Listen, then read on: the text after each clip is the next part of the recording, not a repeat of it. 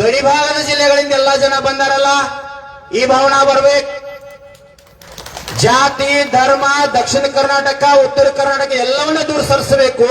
ರೈತ ಅಂತ ಬಂದಾಗ, ಭೂಮಿ ಅಂತ ಬಂದಾಗ ನಾವೆಲ್ಲ ಒಕ್ಕಟ್ಟ.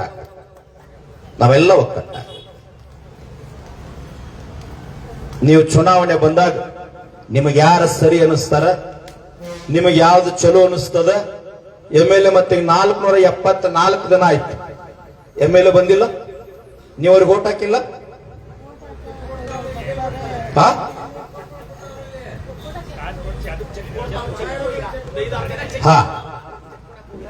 ಚೆಕ್ ಕೊಟ್ರು ಚೆಕ್ ಸುಡು ತಾಕತ್ತಿ ರೈತ ಸಂಘಕ್ಕದರಿ, ಅದನ್ನೇನ್ ತಗೋತೀರಿ ನೀವು? ಎಂತ ಯೋಜನೆಗಳ ಮನಿ ಮುರ್ಕೊಂಡು ಹೋಗ್ಯಾವ, ಚೆಕ್ ಏನ್ ನಡೀತದ?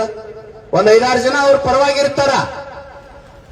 ಅಲ್ಲಿ MLA AC ರೂಮ್ ಮೇಲೆ ಕುಂತ್ಕೊಂಡು ಬೇನಾಮಿ ರೈತರುಗಳೊಂದು 20 ಜನಕ್ಕೆ 80 ಜನ ಅವ್ರೆ, ಅದೇ 4,000-5,000 ಜನ ಇರೋ ವಿರೋಧಿ ಜನಗಳಿಗೆ ಬರೀ 20 ಜನ ಅವ್ರೆ ಅಂತ ಪ್ರಚಾರ ಮಾಡ್ತಾವ್ರೆ. ಅಲ್ಲಿ MLA ಬಾಳ್ತಿರ್ತಾವ್ರೆ. ನಾನು ಬಾಳ ಸರಿ ಹೇಳಿನಿ, ಇದನ್ನೊಂದು ಹೇಳ್ತೀನಿ, ಬಾಳ ಬಿರ್ಸ್ ಅನಿಸ್ತದ. ಆದ್ರೂ ಈ ಭಾಗದಾಗ ಹೇಳ್ತೀನಿ. ಅವ ಯಾವ ಇನ್ನೊಂದು ಹೇಳಿದಂತೆ, ಯಾವ ರಾಜಕೀಯ ವ್ಯಕ್ತಿ ಹೇಳಲ್ಲ, ಎಲೆಕ್ಷನ್ದೊಳಗ ಅದ್ ರೊಕ್ಕ ಕೊಟ್ಟಾರ. ಆಮೇಲೆ ಹೇಳ್ತೀನಿ, ಇಲ್ಲಿ ರೈತ ಹೋರಾಟಗಾರ 1,000 ರೂಪಾಯಿ ಕೊಟ್ಟು ಕರೆಸ್ತಾರ. ಬಾರಪ್ಪ ನಿನಗೆ ತಾಕತ್ತಿದ್ರೆ ಮಾತಾಡೋಣ ಬಾ ಇಲ್ಲಿ.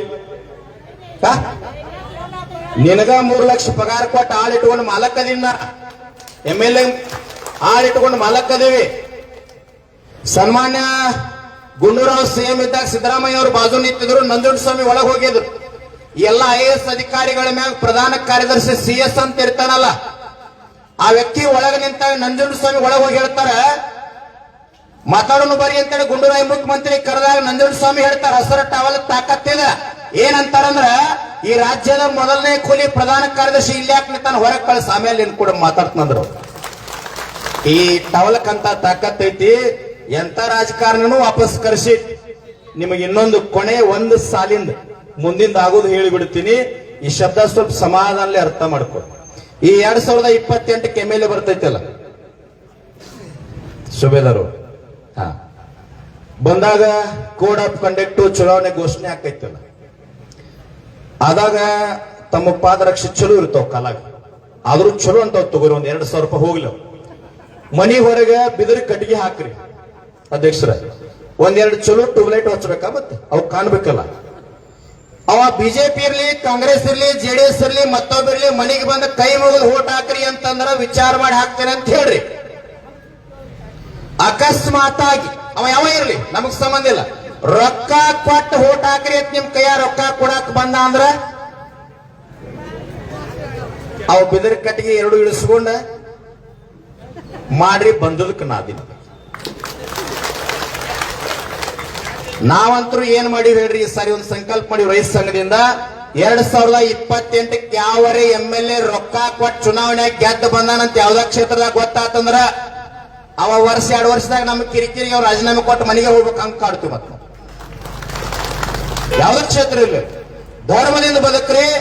224 MLAಗಳಿಗೆ ವಿನಂತಿ ಮಾಡ್ಕೊಳ್ತೀನಿ, DK ಶಿವಕುಮಾರ್ ಅವ್ರಿಗೆ ನೀವು ಒಂದು ಮನವಿ ಕೊಡ್ರಿ, ನಿಮ್ ಲೆಟರ್ ಪ್ಯಾಡ್ ಒಳಗ ಕೊಡ್ರಿ. ಅದು ಕೃಷಿ ಭೂಮಿ ಅದ, ಮಾರಾಟ ಭೂಮಿ ಅಲ್ಲ. ರೊಕ್ಕ ಮಾಡೋ ಸಲುವಾಗಿ ರೈತರು ಗೋರಿ ಮ್ಯಾಗ ರಾಜಕಾರಣ ಮಾಡೋದು ಬೇಡ್ರಿ, ಪಾಪ ಹತ್ತದ.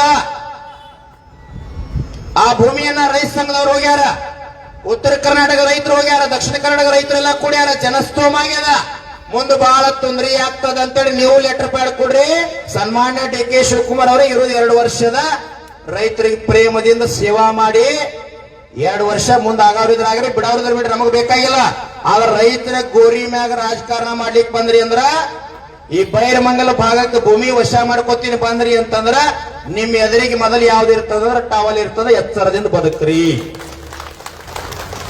ನಾವೆಲ್ಲ ಒಂದಾಗಿ, ನೀವು ಸ್ವಲ್ಪ ಮನಿಗೆ ಹೋಗ್ರಿ, ಧರ್ಮ ಜಾತಿ ಪಂಥ ಎಲ್ಲಾ ದೂರ ಸರ್ಸ್ರಿ, ಪಕ್ಷ ದೂರ ಸರ್ಸ್ರಿ.